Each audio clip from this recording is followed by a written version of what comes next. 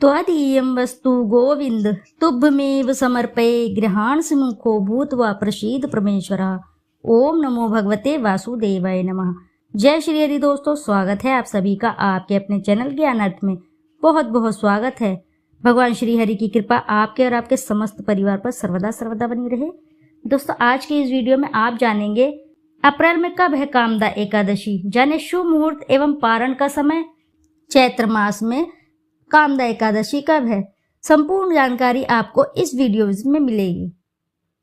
कामदा एकादशी के दिन भगवान विष्णु और माता लक्ष्मी की पूजा अर्चना की जाती है। साथ ही उनके निमित्त एकादशी व्रत रखा जाता है।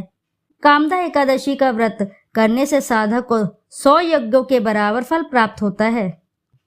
हर साल चैत्र मास के शुक्ल पक्ष की एकादशी तिथि को कामदा एकादशी मनाई जाती है। इस साल 19 अप्रैल को कामदा एकादशी पड़ रही है। इस दिन भगवान विष्णु के साथ ही माता लक्ष्मी की भी पूजा अर्चना की जाती है। साथ ही उनके निमित्त एकादशी व्रत किया जाता है। कामदा एकादशी का व्रत भगवान विष्णु के लिए रखा जाता है। इस साल यह व्रत 19 अप्रैल के दिन रखा जाएगा।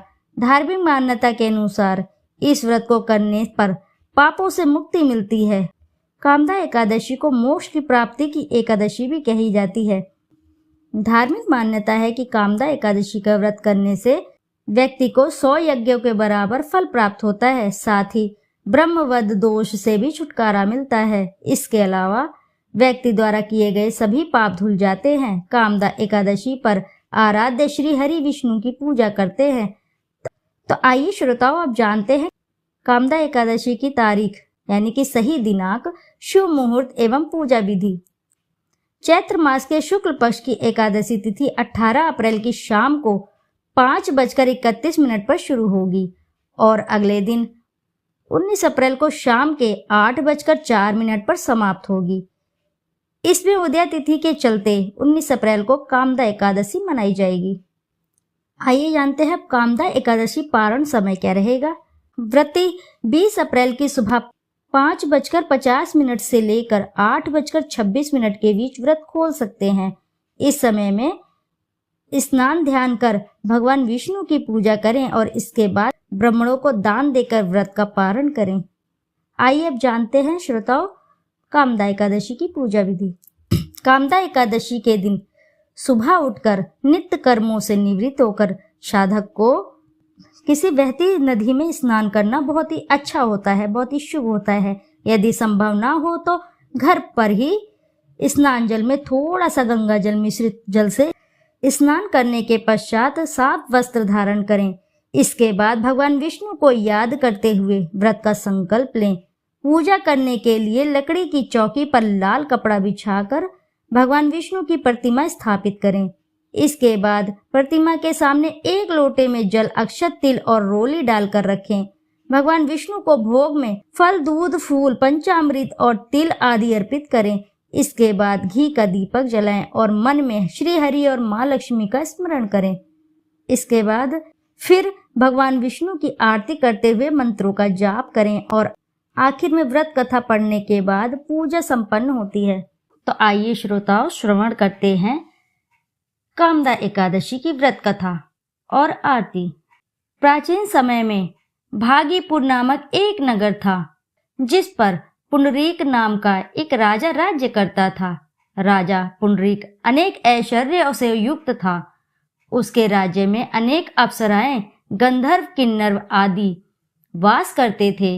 उसी समय ललित और ललिता नाम के गायन विद्या में पारंगत गंधर्व स्त्री पुरुष अति संपन्न घर में निवास करते हुए विहार किया करते थे।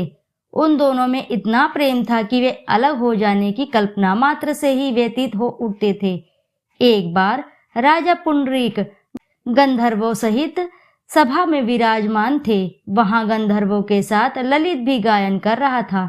उस समय उसकी प्रियतमा ललिता वहां उपस्थित नहीं थी। गायन करते करते अचानक उसे उसका ख्याल आ गया, जिसके कारण वह अशुद्ध गायन करने लगा। नागराज कारकोटक ने राजा पुंडरीक से उसकी शिकायत की। इस पर राजा को भयंकर क्रोध आया और उन्होंने क्रोधवश ललित को श्राप दे दिया। अरे नीच, तू मेरे सम्मुख गायन करते हुए भी अपनी स्त्री का स्मरण कर रहा है। इससे तू निर्भक्षित दैत्य बनकर अपने कर्म का फल भोग।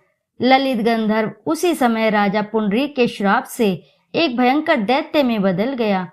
उसका मुख विकराल हो गया, उसके नेत्र सूर्य चंद्र के समान प्रदीप्त होने लगे, मुंह से आग की भयंकर ज्वालाएं निकलने लगी, उसकी नाक पर्वत के कंदरा के समान विशाल हो गई और गर्दन पहाड़ के समान दिखाई देने लगी। उसकी भुजाएं 2-2 योजन लंबी हो गई।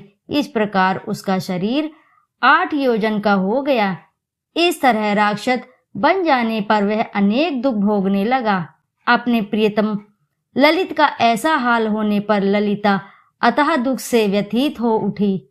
वह उसके पति के उद्धार के लिए विचार करने लगी कि मैं कहाँ जाऊं और क्या करूं, किस जतन से अपने पति को इस नरक तुल्य कष्ट से मुक्त कराऊं। राक्षस बना ललित घोर वनों में रहते हुए अनेक प्रकार के पाप करने लगा। उसकी स्त्री ललिता भी उसके पीछे पीछे जाती, उसकी हालत देखकर विलाप करने लगती। एक बार वह अपने पति के पीछे पीछे चलते हुए विंध्याचल पर्वत पहुंच गई। उस स्थान पर उसने श्रृंगी मुनि का आश्रम देखा। वह शीघ्रता से उस आश्रम में गई और मुनि के सामने पहुंचकर दंडवत प्रणाम कर विनीत भाव से प्रार्थना करने लगी। हे महर्षि, मैं वीर धन्मा नामक गंधर्व की पुत्री ललिता हूँ। मेरा पति राजा पुंडरीक के श्राप से एक भयंकर दैत्य बन गया है। उससे मुझे अपार दुख हो रहा है। अपने पति के कष्ट के कारण मैं दुखी हूँ। हे मुनि श्रेष्ठ, कृपा करके आप उसे राक्षस योनि से मुक्ति का कोई उत्तम उपाय बताएं। समस्त वृत्तांत सुनकर मुनि श्रृंगी ने कहा, हे पुत्री, चैत्र माह के शुक्ल पक्ष की एकादशी का नाम कामदा एकादशी है। उसके व्रत करने से प्राणी के सभी मनोरथ शीघ्र ही पूर्ण हो जाते हैं। यदि तू उसके व्रत के पुण्य को अपने पति को देगी तो वह सहज ही राक्षस योनि से मुक्त हो जाएगा और राजा का शाप शांत हो जाएगा। ऋषि के कहे अनुसार ललिता ने श्रद्धा पूर्वक व्रत किया और द्वादशी के दिन ब्राह्मणों के समक्ष अपने व्रत का फल अपने पति को दे दिया और ईश्वर से प्रार्थना करने लगी, हे प्रभु, मैंने जो यह उपवास किया है उसका फल मेरे पति देव को मिले, जिससे उनकी राक्षस योनि शीघ्र ही मुक्ति हो। एकादशी का फल देते ही उसका पति राक्षस योनि से मुक्त हो गया और अपने दिव्य स्वरूप को प्राप्त हुआ। वह अनेक सुंदर वस्त्रों तथा आभूषण से अलंकृत होकर पहले की भांति ललिता के साथ विहार करने लगा। कामदा एकादशी के प्रभाव से वह पहले की भांति सुंदर हो गया और मृत्यु के बाद दोनों पुष्पक विमान पर बैठकर विष्णु लोक को चले गए। इस उपवास को विधान पूर्वक करने से सभी पाप नष्ट हो जाते हैं। इस व्रत के पुण्य से मनुष्य ब्रह्म इत्यादि के पाप और राक्षस योनि से मुक्त हो जाते हैं। संसार में इससे उत्तम दूसरा कोई व्रत नहीं है। इसकी कथा व महात्म्य के श्रवण व पठन से अनंत फलों की प्राप्ति होती है। तो श्रोताओं, आइए अब करते हैं एकादशी माता की आरती। ओम जय एकादशी, जय एकादशी, जय एकादशी माता, विष्णु पूजा व्रत को धारण कर शक्ति मुक्ति पाता। ओम जय एकादशी, तेरे नाम गिनाऊं देवी भक्ति प्रदान करनी, गण गौरव की देनी माता शास्त्रों में वरनी।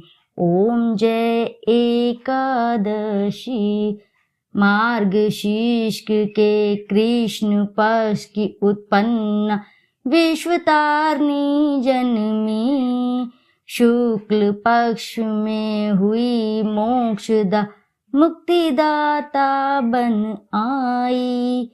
ओम जय एकादशी, पौष पक्ष के कृष्ण पक्ष की सफला नामक है, शुक्ल पक्ष में होई पुत्र दा आनंद अधिक रहे। ओम जय एकादशी नाम षट्टिला माघ में कृष्ण पक्ष आवे, शुक्ल पक्ष में जय कहावे, सदा विजय पावे। ओम जय एकादशी विजया फागुन कृष्ण पक्ष में शुक्ल आम्ल की, पाप मोचनी कृष्ण पक्ष में चैत्र में महाबली की। ओम जय एकादशी चैत्र शुक्ल में नाम कामदा धन देने वाली, नाम बथुरनी कृष्ण पक्ष में बैसाख महावाली। ओम जय एकादशी शुक्ल पक्ष में होए मोहिनी, अपराज्येष्ठ कृष्ण पक्षी, नाम निर्जला सब सुख करिनी, शुक्ल पक्ष रखी। ओम जय एकादशी योगिनी नाम आषाढ़ में जानो, कृष्ण पक्ष करनी, देव शयनी नाम कहायो, शुक्ल पक्ष धरिनी। ओम जय एकादशी कामिका श्रावण मास में आवे, कृष्ण पक्ष कहिए, श्रावण शुक्ल होए पवित्र दा आनंद से रहिए। ओम जय एकादशी आजा भाद्रपद कृष्ण पक्ष की परवर्तनी शुक्ला, इंद्र आश्विन कृष्ण पक्ष में व्रत से भवसागर निकला। ओम जय एकादशी पंपा है शुक्ल पक्ष में आप हरनहारी, रमा मास में कार्तिक में आवे, सुखदायक भारी। ओम जय एकादशी देवोत्थान शुक्ल पक्ष की दुख नाशक मैया, पावन मास में कुरुम विनती पार करो नैया। ओम जय एकादशी परम कृष्ण पक्ष में होती, जन मंगल करनी, शुक्ल मास में होए पद्मिनी, दुख दारिद्र हरनी।